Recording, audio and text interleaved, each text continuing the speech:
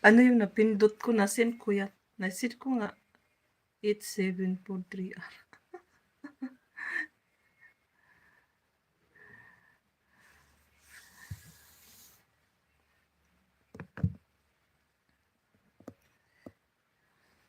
Yan, 7 visitors in my life. Thank you so much.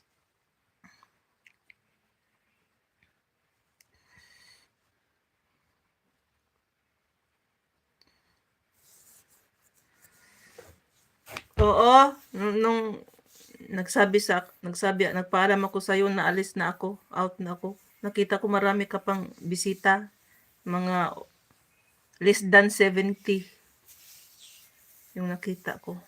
69. Kaitom sa buhok. Ay, buyag. Sagad ka lang itong mga nangaputi na. Alam mo, dito lang ang medyo may buhok. Pero pag tingnan... Eh! Hop! Kise!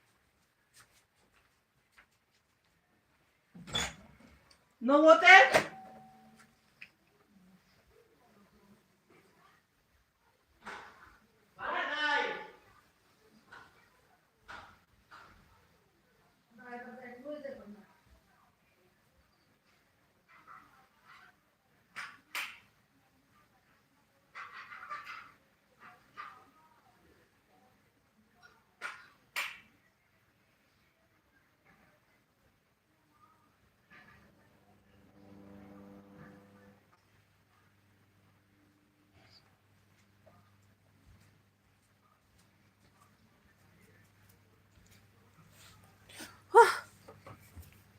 Naligo siya, walang tubig.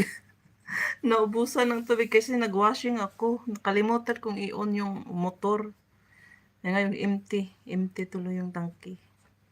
Ay, lalamigin ka dyan. You will see. Maghintay ka mga 10 minutes pa yan. Aagos yung tubig. Mute. Ads.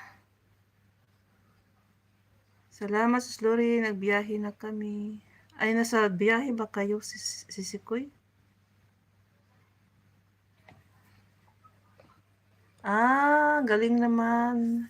Nasa biyahe ka pala, tapos naka-live. Galing naman, may wifi. Only wifi. Sige, ingat-ingat kayo dyan, si Sikoy.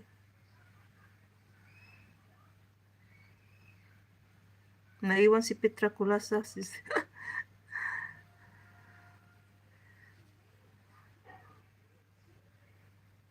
Biyahe ano yan? Galing saan? O papunta ba saan? Singapore? Sana all may wifi sa car. Iba talaga pag yayamanin, ano? May wifi sa car. Sana may wifi tayo sa cellphone. Yung dala-dala natin. Pwede kaya yung darating kaya yung time na ganun wifi gagamitin natin. Hindi na yung data. Para naman maka-unli tayo. Ka-live kung kahit saan tayo punta. Yan, 10 people in my world. In my world. Thank you. Naiwan si Petra. Okay.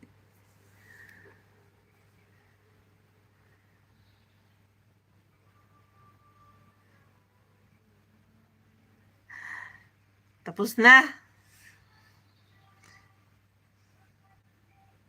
Ay, talaga pa? Sa India maganda kasi kahit saan ka, may wifi. Oh. Parang ganun din naman yata sa Pinas. Ay, hindi. Hindi, yun nga, pag restaurant, yung iba meron mga... Oh, meron. Kasi sa amin nga, doon sa may beach, may wifi sila doon, pero hindi free. Pero bibili ka lang, piso, ganun, o 5. Ayun, makagamit ka na. Habang nandoon ka sa beach. Ganun yung ano, naranasan ko last time na nagbakasyon ako.